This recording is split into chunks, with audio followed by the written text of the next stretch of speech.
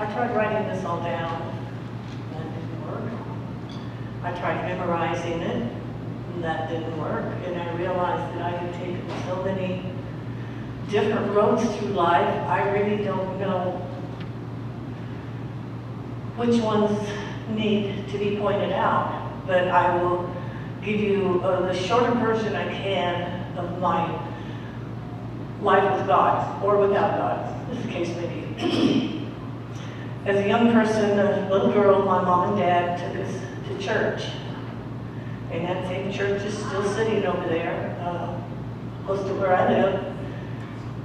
And I loved it. I didn't realize I loved it, but I always wanted to go to church. And as we got a little older, I don't know what happened, but everybody quit going to church. And I don't know why that was. Didn't really think about it. We just got older and it just kind of faded away. But one thing I remember very distinctly in my life was I must have been about 8 years old. And I went to this, we used to have a lot of these things going around, what do you call them, where people come in and set up tents or tent meeting type things. And I went to this one church, it's still sitting there, in the same place. It had many, many different colors put on it since this happened. I was about 8, I think, somewhere in there. And I was sitting in the first pew. Now, I don't remember who these two men were, except they were ministering to us. And it must have had some kind of effect on me. I don't say this lightly. This was a very important step in my life. But at the end, he asked if there anyone who would like prayer for themselves. And this little girl, without realizing she had done it, raised her hand. And I didn't even know what that meant, but I knew I needed whatever they were offering, I needed.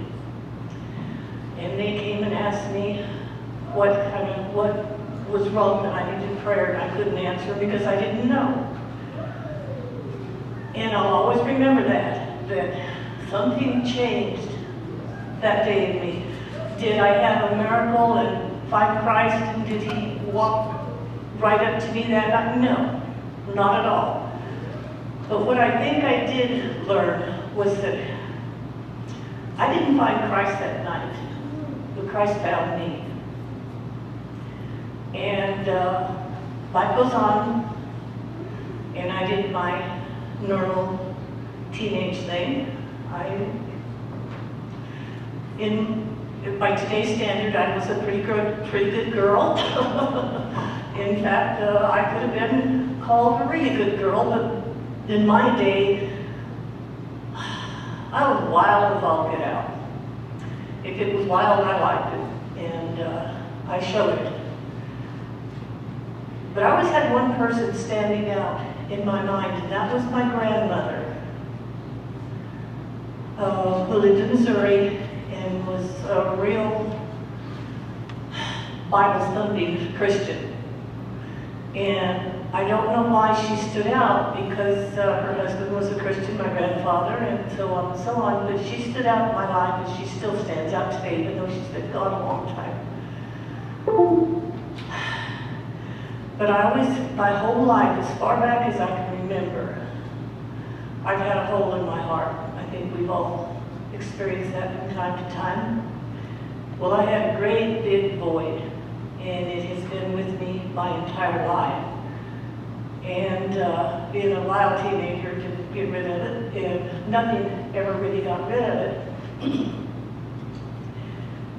And I didn't know what it was about, or what it was for, or why it was happening to me. But a couple of things happened, and I just knew that there was something more in my life that I needed, that was trying to get into my life, and for whatever reason I would not let it. And I think I was living in North Carolina now, and I'm going to divorced and my kids are grown and married and so on and so forth. And the hole just kept getting bigger and bigger and bigger. And alcohol didn't help it, and men didn't help it, and nothing helped it. It just kept right there, that big void. Well, I say that I came out here to take care of my mother, and I did. But that was God's getting me an excuse to come out here because He's the one that brought me out here and plopped my hind end down in the Adventist church. Go figure. But as I started studying the Bible in this church and begging God to fill the hole in my heart and teach me what He wanted me to know, the hole got smaller and smaller and smaller. It's still there, and I think it always will be. Pastor Mays called, said that I had a very weak, what did you say, Steve? Lack of faith. Lack of faith, and it was true. And Eric reminded me this morning in the Bible study I had a lack of faith, and it's true. He said it jokingly, though. I don't trust, I guess I've been knocked down so many times that the trust I have for anything just isn't there where it should be. But I am learning, and every day I learn a little more, and I get a little stronger. The hole gets a little smaller, but I really believe I will always have that hole in my heart until the day I meet Jesus face to face, and then it will be gone. So I live with this little hole in my heart, but compared to what it used to be, it's nothing, and I can deal with it. And I praise God every day that He is working on me. He had a tough road to hoe, and He knows that until I can 1,000% clean my heart and put Him there and nothing else, I'll always have that little hole. So that is my goal in life, is to work on that.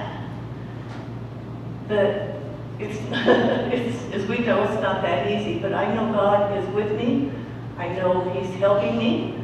And I know this church has brought me where He wanted me to be and with the people He wanted me to be with.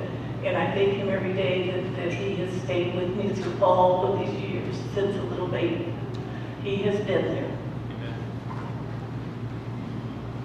Thank you. You know, I shared with a brother in Sabbath school who won't name names, but now I can see a heart softening, and the 2 years that we've been here, we can definitely see a heart softening in you as well, Sharon, and I think in all of us, so we can praise the Lord for that. All right, I want to share a reading, and then I will, if anyone, initially we're going to watch another video here in just a second, but if anybody has anything they would like to share in just a moment, raise your hands. This is talking about sharing our testimony again. It's from Acts of the Apostles, page 19. And it says, the disciples were to go forth as Christ's witnesses, to declare to the world what they had seen and heard of Him. Their office was the most important to which human beings have ever been called, second only to that of Christ Himself. They were to be workers together with God for the saving of men. And that's what our testimony is for. First of all, to glorify Christ, and then for the saving of men, to share the good news. So do I have a volunteer to share anything at this point? Okay, we'll get you next. Come on up, please. And you do not have to come up front if you don't feel comfortable and you want to share in your pew, please do so.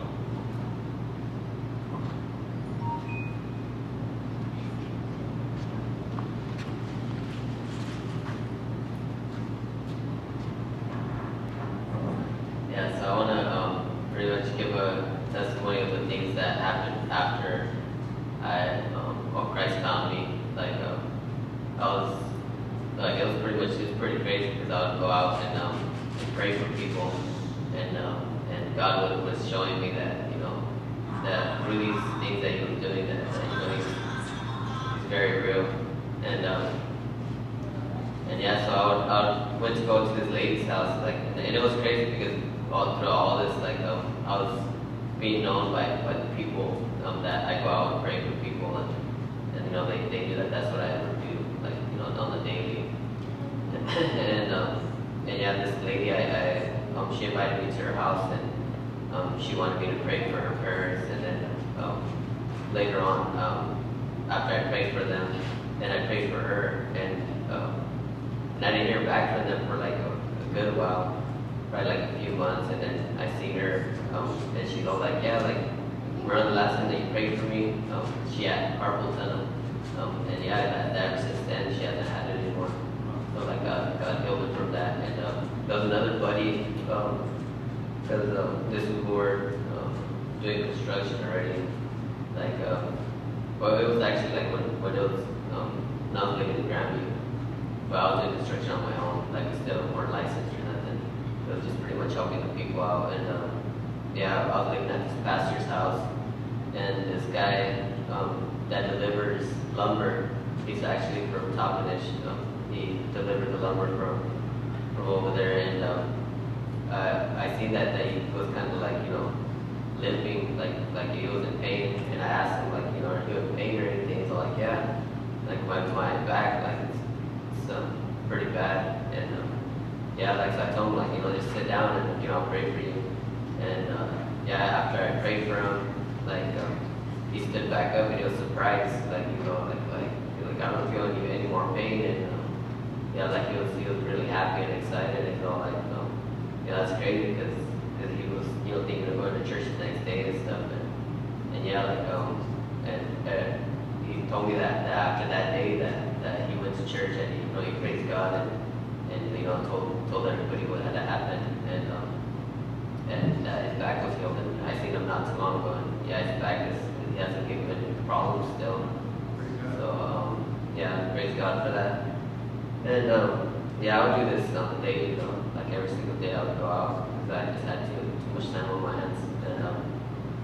And like there was this other person that it was crazy how this one happened, because you know, we always gotta pray to give God the glory, like when He heals us, you know, and if we don't, then this can happen. So like I was at the mall over there in Tri-Cities, and I was walking around, and I see this one kid that was like, you know, limping like really bad, like and I ended up talking to him, and he told me that yeah, he was born that way, that his leg was shorter. And you know, usually the doctors, they give you like those shoes with the platform shoes. Yeah, and yeah, he didn't have it that day, and so I told him like to sit down, and he sat down, and my buddy was pretty much recording it. So and while I was praying for him, you know, he had the camera like set like right at a certain angle so you could see his heels. You know, because you know, usually that's how doctors check your back as well. See if your back is aligned, you know. So one of his heels were like an inch and a half shorter, and yeah, so I prayed for him, and you know, slowly, like, you know, God started bringing it out, and after that he stood up and he was like sweating, and yeah, like after that he was surprised and everything, and I later on I found out that he was from here, from Sunnyside, and yeah, like. Later on after that as well, like I found out that his church, you know, told him to pretty much tell his testimony of what God had done for him, and he didn't want to. So like after that, like he ended up getting the condition again. So his leg got shortened again. So yeah, it's like. Thank you, Louis. All right. So, a good testimony to share a testimony, right? That is a part, kind of like you heard the Dead Sea. The Dead Sea is dead because nothing goes out of it. And if we're not sharing our testimony, our Christian life can die. So we need to be encouraged to do that.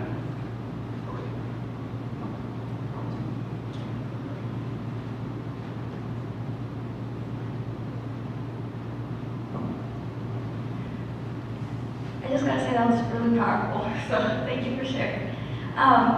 This was when the summer program was still going on, and we were canvassing in Quincy. And this was, I want to say maybe around 5 o'clock. So we were getting the heat of the day. I think it was like 103, around there. It was pretty hot, and I just remember like, oh my goodness, I need some shade. But then, so I went toward this like country home, and there was nobody there, but there was a lot of shade. So I was like, thank you, God. And so I kept going down the street, and I noticed a white car parked by like an orchard, because on one side there was houses, on the other side there was like an apple orchard or a grape orchard. And there was just a car right there, and I was thinking, oh, maybe it's one of the workers, for lunch or something. And I just kept going, and I went into this street, which we call combs, because we have to go into streets and then come out of the street, and then into another street and come out of the street. So I was in my first comb, or my first street, and after this one, I remember thinking, God, like, if there's anything you want to tell me, I'm open to it. And so I opened the steps to Christ, and what I opened to is the chapter, Talking to God as a Friend. And in that chapter, I just looked on the paragraph that says, we do not give thanks enough. And so I read that little section there, and so I just started saying, God, thank you for this day, thank you for the shade, and just like thanking Him for just the day so far. And then I was gonna pass on, and this is right where the white car was, and I was like, should I go and talk to the person there or not? And I was like, I was like, oh, what the heck, I'll just go. The worst thing they can do is say no, I'm not interested, So I go on in ahead, and then I didn't want to scare her, so I like kind of motioned so that she would see my shadow on her face. And then once she saw that, she pulled down the window. Her eyes were really red, her nose was red, and her eyes were like puffy. So I was like, oh, she's been crying. So then I just started off with my canvas, and I was like, hey, my name is Maria, I'm a student working on a scholarship. But as I was saying this, I knew, I was like, she doesn't need me to canvas her. She needs me to talk to her. She needs to be listened to. So I was just like, okay, so after I said that first part, I said, hey, sometimes it's a lot easier to talk to someone you don't know. Can I ask, are you doing okay? And she said, no, I'm not doing okay. And she started crying. And then I said, oh, well, what's wrong? And she just, I didn't bring up God or church or anything, but maybe because I was wearing a skirt, that she was like, I don't believe in God. And I was like, oh, okay, well, how did you grow up? Are your parents Catholic or Christian or, anything like that? And she just said, I don't believe in God. And I was like, okay, well, do you have any spiritual background, anything like Buddhist, Hindu, anything? She's like, I don't believe in God. And I was like, well, okay, well, why are you, if you don't mind me asking, upset or crying? And she's like, because it's hard, life is hard.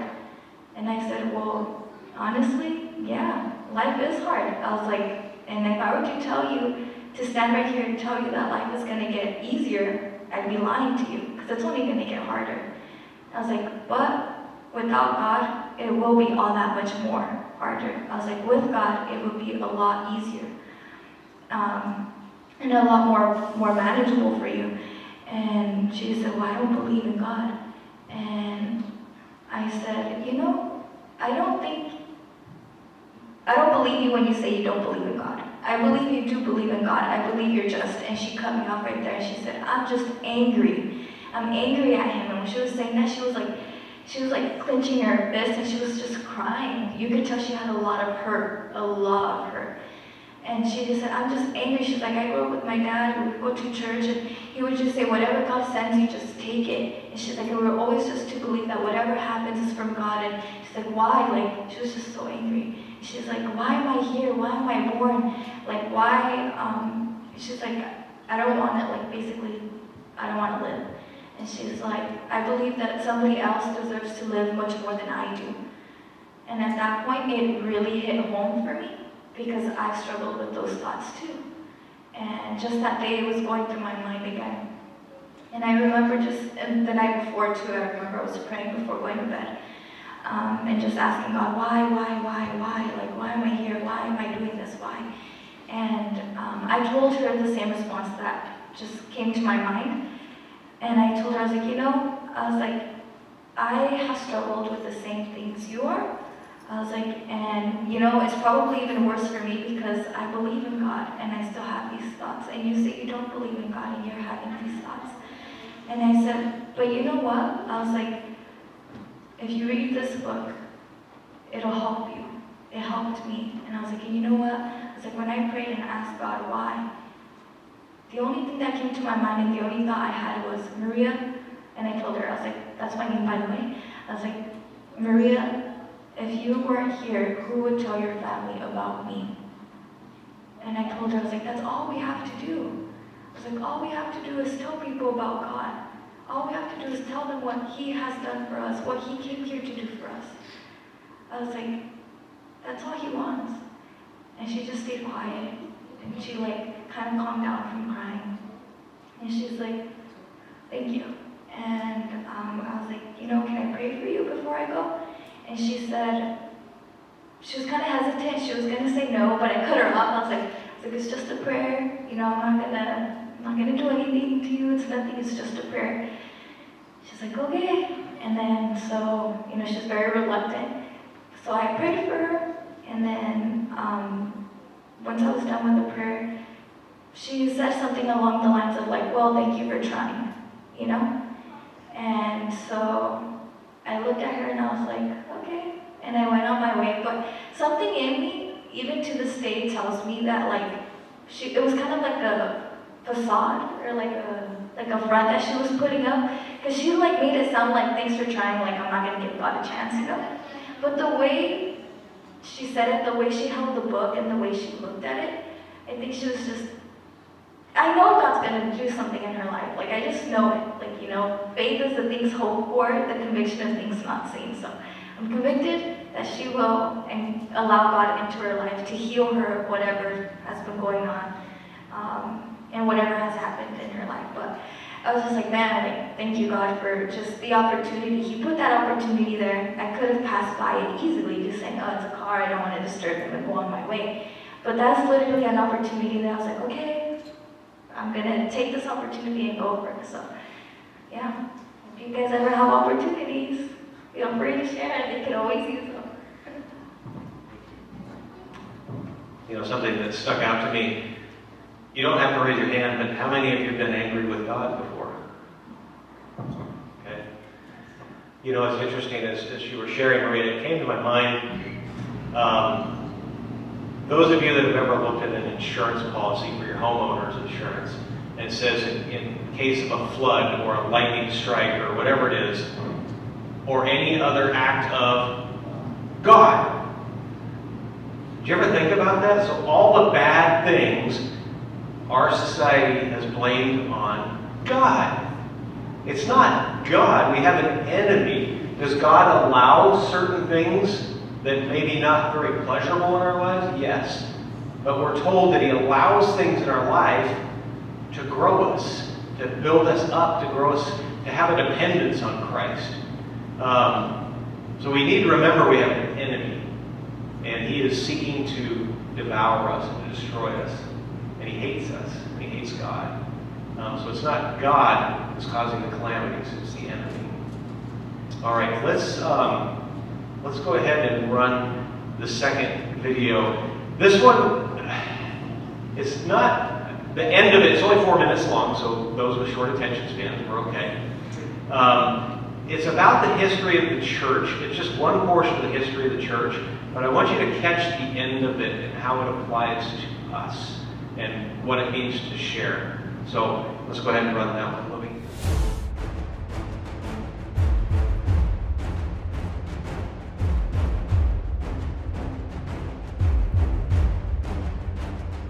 In the 7th century, Iona was a well-equipped university.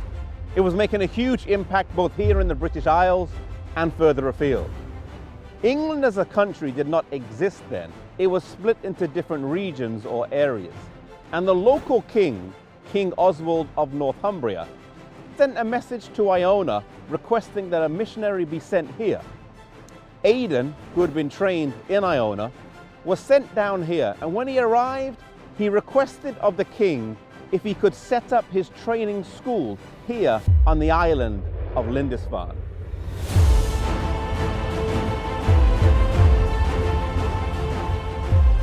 Lindisfarne lies 235 miles from Iona, which if travelled by foot would take over a week. It is also known as the Holy Island, though it's not completely isolated from the mainland.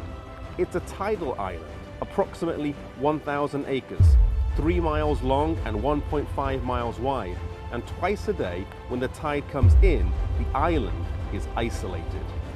There is something about the solitude and isolation of being on an island that these early missionaries seemed to value, a place to come aside, rest, study, and be equipped for mission service.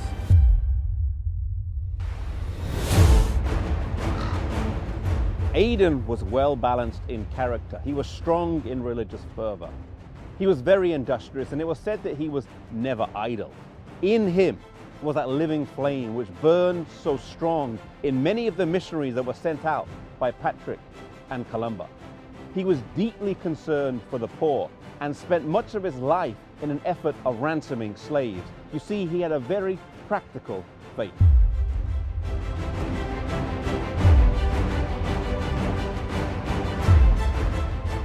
He did for England what Columba had done for Scotland. In establishing the training centre here, the fields were used to give work to support the students. They also established other training centres in places like Melrose and Whitby. Aidan was succeeded by Finan, and he established a training centre in Tilbury in Essex and was instrumental in evangelising central England. Finan was succeeded by Coleman. And in 30 years, these three men did a powerful work here in England, and paganism was swept away and replaced by New Testament religion. These great men were not monks as we would understand today, but missionaries maintaining the faith that they had learned on Iona. In Truth Triumphant, page 127, it reads, "It is no exaggeration to say that with the exception of Kent and Sussex, the whole English race received the foundation of their faith from Celtic missionaries." You see, in 30 years, these men took the gospel to the country of England, and almost 3/4 was won by their missionary work. They did this in an age where they had no internet, no TVs, no modern forms of communication that we have. Today, God has placed us in different parts of this country, in different parts of the world. And He's given to us His word, He's given to us the message that He wants to be taken to every nation, tongue, and people. May we be faithful in our local churches and in the communities that our churches are placed in, that we would take the message and share it with those who have not heard that Jesus can come soon.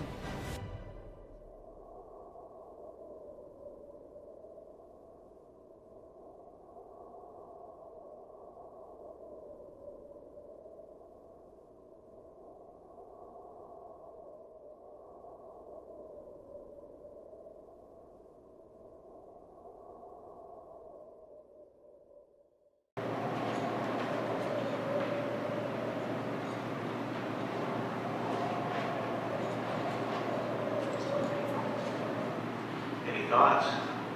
So who is called to be a missionary in this room? I see one hand. Who is called to be a missionary in this room?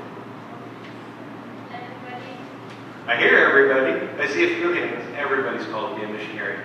If you have received Christ and the good news, God has called us to share that with others.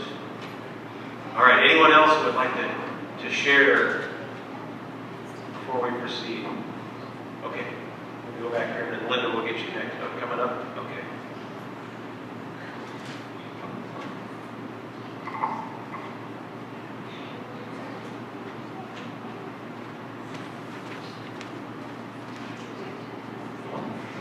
Okay, so I just want to reflect on how Eric was all go through trials, right? Things get worse, but then, they get fixed. So I just want to start off how Louie and I were. You put the volleyball, didn't you? Louie and I were when I was pregnant with Josiah. So it was a couple of weeks before probably. Oh no, hold on. So we had Josiah a couple of weeks, like 1 or 2 weeks after I had Josiah. I think it was a week after I had Josiah. So he was 7 days old. And we were talking over the phone. We were living together. We were talking over the phone and texting, and we decided, okay, we're not going to be together. And the next day, I'm going to get really calm. This is a hard thing to do, but the next day I took him to the hospital because my cousin was saying, he doesn't look normal.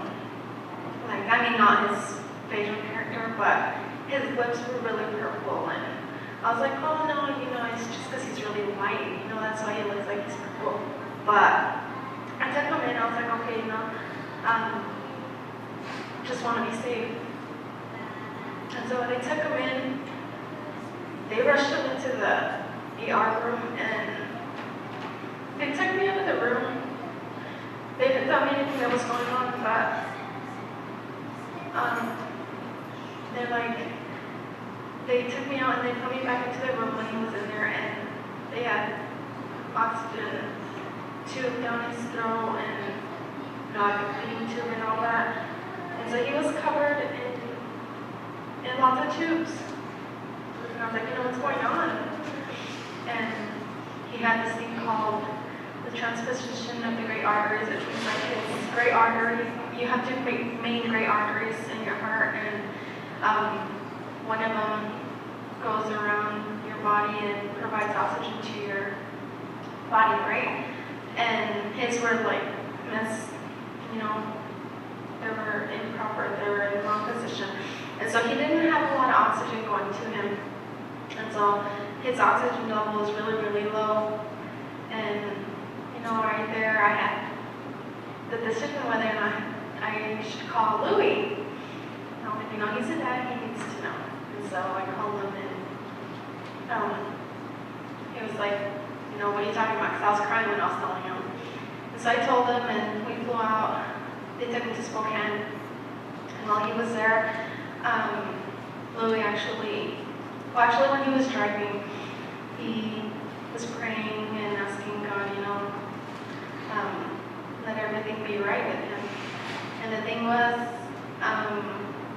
we didn't really go to church or any of that. I grew up in the Christian church, but he grew up in the Catholic church, and he really wasn't, we weren't really in the church at that time. And so that time he asked God, and, if you let him live, then I'll turn my life to you. And it happened. And so we went through that huge, big trial, it was a scary trial. But, we changed our lives because of that trial.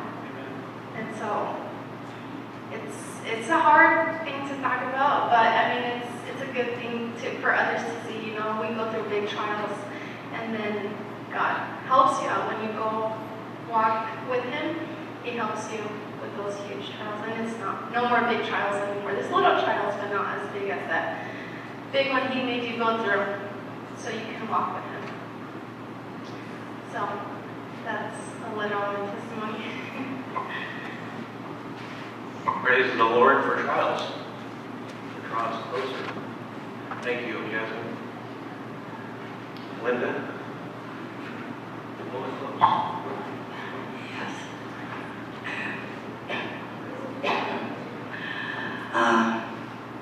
I lived in Richland before moving around everywhere. And I was headed down wavy road coming down from Richland to Bend City. And all of a sudden, everything went black. I mean, I was driving, I couldn't see. So I looked up in the sky, and it was blacker than black. And so I said, Jesus, put a moon up above me and give me some light. And he did. And that moon followed me all the way to Yakima. Yeah. I'm just thinking every day. He's in the business of answering prayers, isn't he? Amen. Anyone else?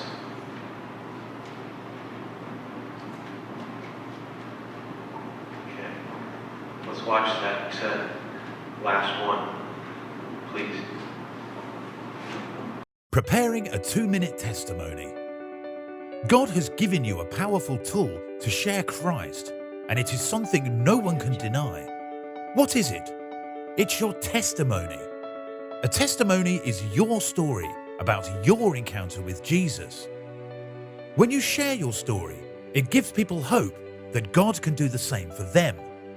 To begin, ask yourself this question: why do I love Jesus? What has Jesus done for me that no one else could do? Answer that question in 2 minutes, and that is your testimony.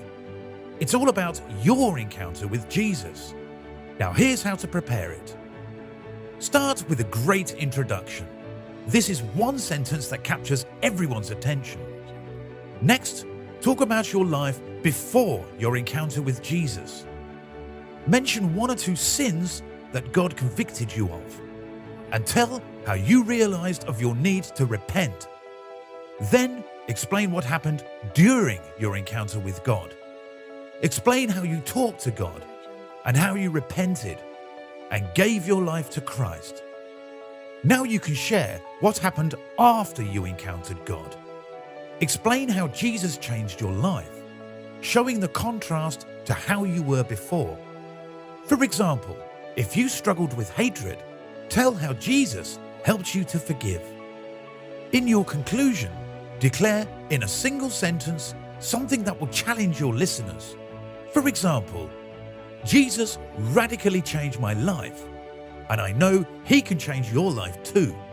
Here are a few tips for you to remember. Limit your story to 2 minutes. Talk about Jesus, not just God, and share your story with passion and sincerity. And there you have it. Now, prepare it, practice it, and proclaim it.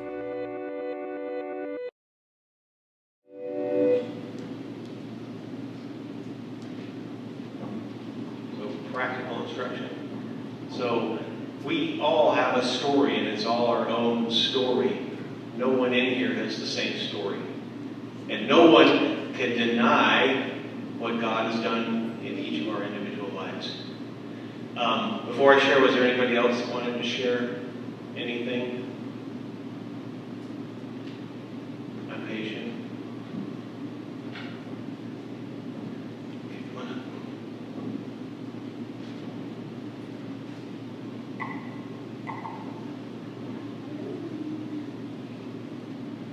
So, yeah, I have a lot of things to share, but, so, just so you guys know, I didn't get my driver's license until I was 19. I'm now 22, so I've been out on the road driving unlicensed since I was 15, though.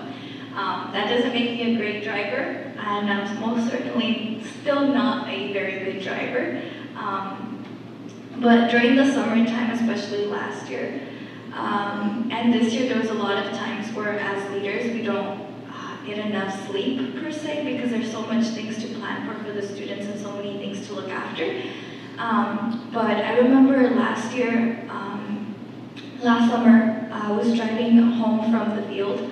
I think we were staying in Yakima at that time, 35th Avenue Church, and I was turning a light to go to the freeway. it would have been my fault if we would have gotten in a car accident because I was not paying attention. And the driver, so obviously the person that is going straight, they have right away, and I was not paying attention at all. I turned, as soon as the light turned green, I turned, and the cars were just coming, and the student next to me that would have gotten hit, he was like, okay, not my favorite student, but like he was the one that I was most close to. He just reminded me of my little brother. And he's like, Maria, Maria, and I just got to see from the corner of my eye the light of the SUV. It was like a Tahoe, so it was bigger than our like van that we drive. And I just remember thinking like, just turn, like probably to them I looked so calm and casual, but like on the inside I was just like, oh my goodness. It was like so slow motion for me, because we were already turning and the car would have literally T-boned us, like in the middle, like where he was sitting and where another student was sitting in the middle row. And I was just thinking, oh, like literally all I thought was, not to take God's name in vain, but literally just all I said was, oh my God, like in my mind. And all I could think of was push on the gas faster, because if I would have braked, that would have been it. So I just pushed on the gas faster, and they honked their horn, and I just went through, and I just remember like, I didn't want to look at my students, I didn't want to, like, they just like looked at me like, Maria, like, you need to like calm down or something, you know? And I was just like, in my mind, I was like, oh my gosh, God, like, thank you so much for like protecting during driving and stuff. And I was just like, man, God literally has protected me so much while I drive. Not that I'm like not careful, it's just still learning. So, yes. Thank you, Brianna. So, some of you have heard a little bit of my testimony.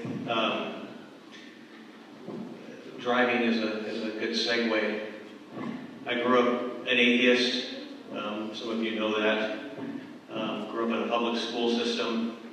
And before I forget, I want to say something that's really important. I remember going to my 10-year class reunion. Before I get into the rest of the story, I wanted to bring this up. And I remember meeting some of my old classmates, and they professed they were Christians at the 10-year reunion. And they told me that they were Christians in high school. And I thought, you never shared your faith with me. I had no idea you were a Christian in high school. So it's so important. We don't know who's longing. I grew up in a public school system that taught evolution. It was a fact to me because the experts said so. And because your teachers said so, and because every student around you believes the same thing.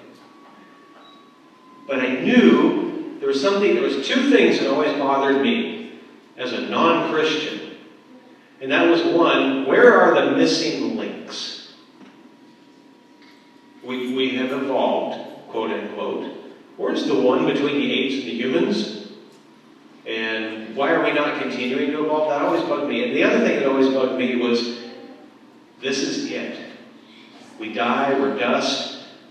There's got to be something after death. I didn't know what it was, but I was always haunted by that. I can't believe that we live and die, and we turn to space dust, as it were, because that's where we came from. And it always bugged me. But you know, God had a plan for my life. And you're talking about driving carefully. That was completely the opposite of what I did. I drove like a blooming idiot. I don't know, Tiffany, I kind of improved, haven't I? I'm hoping. Okay, good. She was, my daughter. I can remember one time specifically, don't try this at home, but I remember I would drive, we lived in a residential area, a very tight, compact residential area up by Hanford High School, and all the speed limits were 25, and there's house, driveway, roads, crossroads. And I would do 125 down these 25 zones frequently. I remember driving, I had a 1970 Mach 1 that had drum brakes all the way around. Doesn't mean anything to you, but it didn't brake very well. And I was racing a guy going down a 25 zone and coming up to an intersection. stop sign, just a 25-mile-an-hour two-lane road this way, and a 25-mile-an-hour two-lane road this way. And by the time I got past him, was right coming up on the intersection, I was still doing about 50 by the time I came to the stop sign. My brakes were just about gone, and then the car coming. And God was watching out for me even though I mocked him. I just yanked the wheel, shouldn't have happened. I made a 90-degree turn at 50 miles an hour on skinny little tires on this car. It's going to be amazing. I think every one of us will be able to get to heaven and say how many times God has saved us that we had no idea. Because he has a plan for each of us. But I shared this last week in the sermon. I had a friend, and he was my partner in crime. We got into all sorts of trouble together, and he became a Christian. And I mocked the poor guy. I said last week I went to a rock concert, and it was a really evil band, and they were mocking Christians, and I went home and I gave them the same spiel, and this guy kept praying for me. And I met my future wife, who's my current wife, as I have a customer that comes into the shop, and he says, "I'd like you to meet my first wife." That's how he introduces his wife. We've been married 33 years now. But I met my wife in community college, and some of you have heard the story, maybe you haven't, but we were, I was interested in this pretty young woman, and I asked her to go to a dance. She was Seventh-day Adventist, and she didn't know how to respond. And she goes, "Well, it's against my religion." And I was puzzled. I go, "What is your religion?" And she said, "Seventh-day Adventist." I'd never heard of a Seventh-day Adventist. And so I went to the public library at the secular college to find out what a Seventh-day Adventist was. And guess how much information there was? 0. We didn't have the internet back then, so I tried again. And she doesn't like me to tell this part of the story, but I said, "Well, how about I take you to a movie?" She didn't believe in going to movies either. And she goes, "I didn't want to turn her down a second time," so she went with me to this movie. And the rest, as they say, is history. But I was still a non-Christian. I had a friend who I mocked who was praying for me. I had a young lady now that I met who was now praying for me. And I remember the night, this friend of mine and I, we were in his car, just sitting there, talking to one another, and he starts talking about spiritual things. And I remember that just overwhelming heaviness on me. Like, are you going to accept me or not? Christ was talking to me. And that night I gave my heart to the Lord. And it hasn't been, I won't tell you that I was sanctified overnight. None of us are. We had, a lot of you don't know this, but we had, early on in our marriage, we had some marital problems. And through that, both my wife and I realized that we needed God individually. I came to the realization, and she came to the realization, we can't just be walking through our Christianity. That we need to truly be converted and give our hearts to the Lord and allow Him to change us. And He does do that, and I praise Him for that. And He continues to work on us. And I think, more recently, some of you have heard, my testimony before, but I think of, we were talking in Sabbath school, love your enemies. How many have an easy time doing that, loving your enemies? But you do? Well, good, praise God. God is working in you. We've gone through some trials with our family that has been crazy. We have, my wife's mother got dementia, and for those of you that have dealt with people with dementia, they tend to say things that are kind of crazy. And she said some things that were kind of crazy about our family, and other family members ran with it. They didn't come and say, "Hey, what's going on? What's wrong?" And it's been a struggle, but God is so good, because as He brings these trials into our life, it's like, okay, am I going to retaliate, Or am I going to take this burden, this problem, and lay it at your feet, Jesus, and say, I can't handle this. You know what I want to do, but I want you to take care of this problem. And we pray for our family regularly.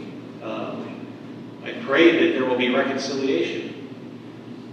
And I feel like we've done everything we can to reach out, and the door is closed at the moment.